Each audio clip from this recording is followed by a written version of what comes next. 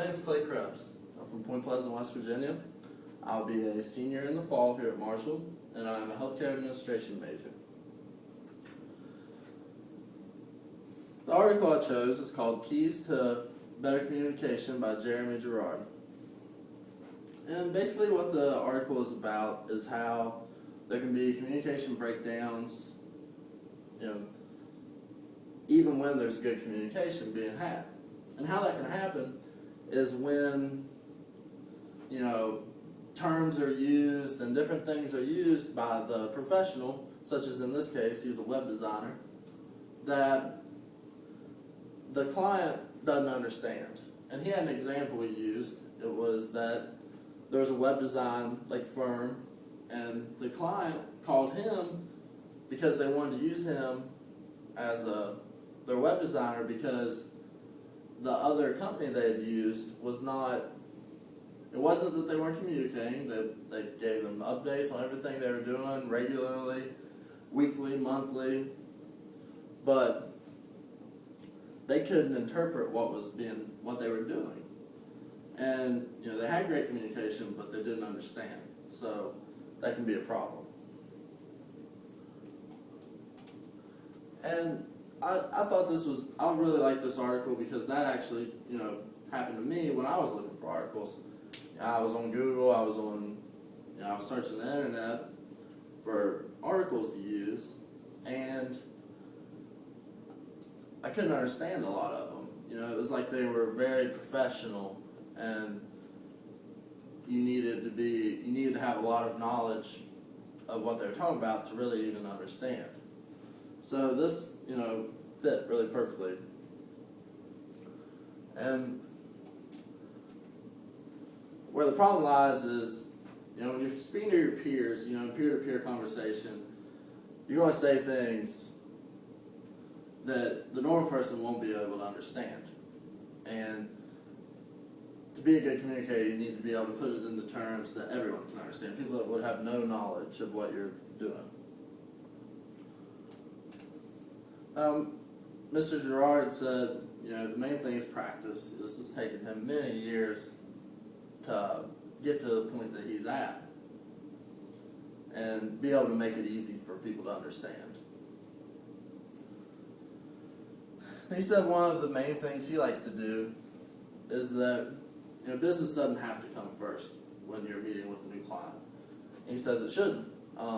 You should get to know this person on a maybe not on a personal level, but be able to just sit down and talk to them casually before the business has to start. Because clients, they're going to have maybe some anxiety build up or be nervous, because they're meeting with someone new. And if you can get to know them a little bit better, rather than just as a salesman or just as a web designer, then your conversation it's going to break the ice, and you're going to have a better conversation with this person, a better communication.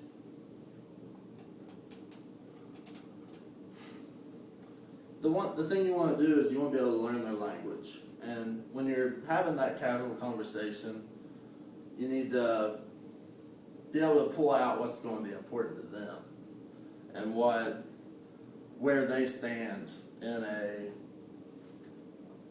the company and what they're going to be doing. Because it's important to know that so you can do the pitch you need to do to them or communicate with them how they should be communicated with. Now, no matter how good of a communicator you are, communication is a two-way street. It's got to go from client to salesman, salesman to client. So, and you need to be able to bring that person in and keep them interested by, talking to them about what they want to hear about and what they're interested in. That will keep them in the conversation. When you start rambling on to different things, that's when you're going to lose them.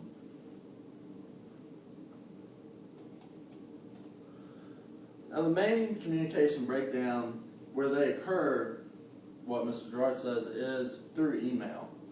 And I could definitely attest to that because, there's numerous times when you get a text message or you get an email that you read too fast and you don't read it thoroughly enough and you might miss some key words that would have changed everything. And then whenever you respond too quickly, it can cause a lot of communication, the breakdown of communication. And at that time, Mr. Gerard says that you should pick up your phone, you should have a video conversation with this person, or better yet, face-to-face conversation, and get this communication breakdown fixed. Because whenever it's through email, he says it's going to be a long, drawn-out process to fix it, or you may not get it fixed, and you may lose this client.